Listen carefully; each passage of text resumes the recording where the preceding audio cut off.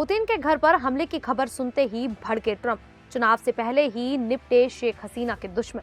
बांग्लादेश की पहली महिला पीएम का इंतकाल। चीन की छाती पर तैनात होगा ताइवान का ये घातक रॉकेट। बांग्लादेश में हुई एक और हिंदू की हत्या।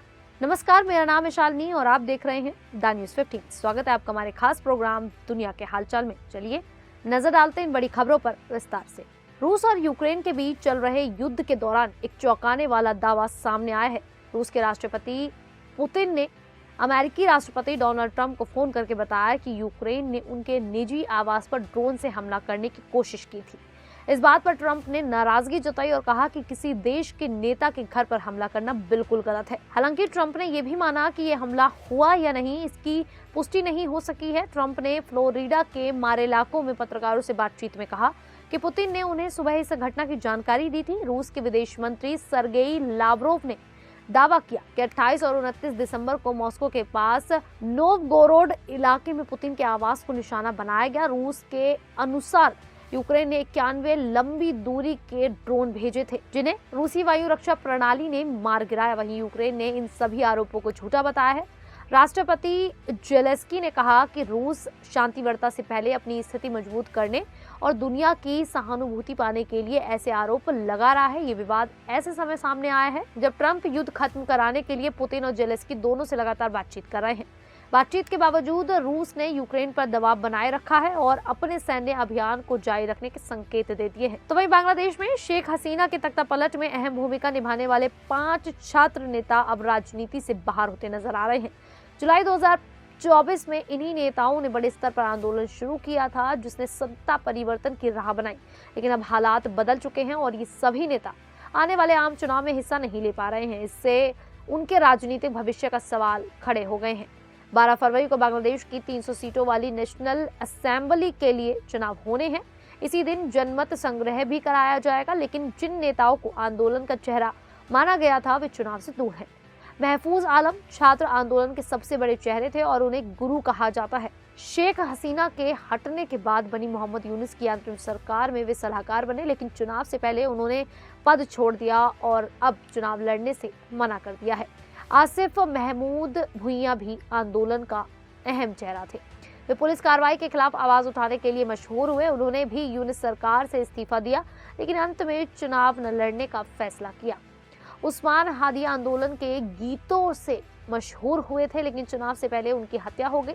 तस्नीम ज़ारा जो महिला नेतृत्व की पहचान थी, गठबंधन राजनीति में पीछे रह गई। वहीं टीवी फेस रहे अबू बकर मजूमदार भी चुनावी रणनीति से और राजनीति से दूर है। तो ये बांग्लादेश की पूर्व प्रधानमंत्री और बांग्लादेश नेशनलिस्ट पार्टी की अध्यक्ष बेगम खालिदा जिया का मंगलवार सुबह निधन हो गया।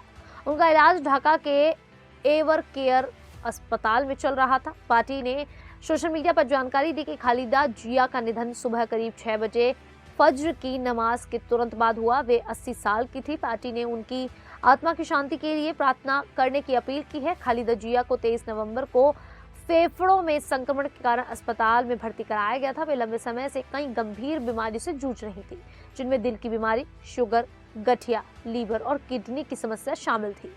बेहतर इलाज के लिए उन्हें इस महीने की शुरुआत में लंदन भी भेजा गया था। उनका निधन ऐसे समय पर हुआ है जो बांग्लादेश फरवरी 2026 में होने वाले आम चुनाव की तैयारी कर रहा है और देश में राजनीतिक तनाव बना हुआ है। ये घटना इसलिए भी अहम मानी जा रही है क्योंकि उनके बेटे और बीएनपी नेता तारिक रहमान हाल ही में लंबे निर्वासन के बाद बांग्लादेश लौटे थे और उन्होंने अस्पताल में अपनी मां से मुलाकात भी की थी। खालिदा जिया का जन्म 1945 में हुआ था। शुरुआत में उनका राजनीति से कोई सीधा जुड़ाव नहीं था। 1960 में जियाउर रहमान से शादी के बाद उनका जीवन राजनीति से जुड़ा। 1981 में पति की हत्या के बाद पार्टी के आग्रह पर उन्होंने नेतृत्व संभाला और 1984 में बीएनपी की कमान अपने हाथों में ले ली। इसके बाद वे बांग्लादेश की सबसे प्रभावशाली नेताओं में गिनी जाने लगी। तो वहीं चीन और ताइवान के बीच बढ़ते तनाव के बीच अमेरिका ने बड़ा कदम उठाया है। डोनाल्ड ट्रंप के दोबारा राष्ट्रपति बनने के बाद अमेरिका ताइवान को करीब 11 अरब डॉलर यानी लगभग 90,000 करोड़ रुपए के हथियार देने की तैयारी कर रहा है। ये अब तक के सबसे बड़े हथियार पैकेज में से एक है। इसमें वही हथियार शामिल हैं जिन्होंने यूक्रेन युद्ध में रूस को भारी नुकसान पहुंचाया था। इस डील में mobile rocket launcher, HIMARS HIMARS surveillance drone, javelin और TOW एंटी टैंक मिसाइल शामिल हैं। ये सभी हथियार तेजी से हमला करने और तुरंत जगह बदलने में सक्षम है। ताइवान इस रणनीति को प्रोक्यूपाई स्ट्रेटजी कहता है, यानी खुद को इतना मजबूत बनाना कि चीन हमला करने से पहले 100 बार सोचे। ये सौदा ऐसे समय पर आया है जब चीन ताइवान के आसपास लगातार सैन्य अभ्यास कर रहा है। चीन ताइवान को अपना हिस्सा मानता है, जबकि ताइवान खुद को स्वतंत्र देश कहता है। अमेरिका का कहना है कि ये डील ताइवान की सुरक्षा के लिए उसकी मजबूत प्रतिबद्धता दिखाती है। इस पूरे मामले में एक बड़ी वजह सेमीकंडक्टर चिप भी है। दुनिया की 90% एडवांस चिप ताइवान में बनती है। अगर चीन ने ताइवान पर कब्जा किया तो पूरी दुनिया की टेक्नोलॉजी और अर्थव्यवस्था को बड़ा झटका लग सकता है। इसी कारण अमेरिका ताइवान को हर हाल में सुरक्षित रखना चाहता है। तो वहीं बांग्लादेश में हिंदू अल्पसंख्यकों के खिलाफ हिंसा की घटनाएं लगातार बढ़ती जा रही हैं। ताजा मामला मेमनसिंह जिले से सामने आया है, जहां विजेंद्र विश्वास नाम के एक हिंदू युवक की हत्या कर दी गई।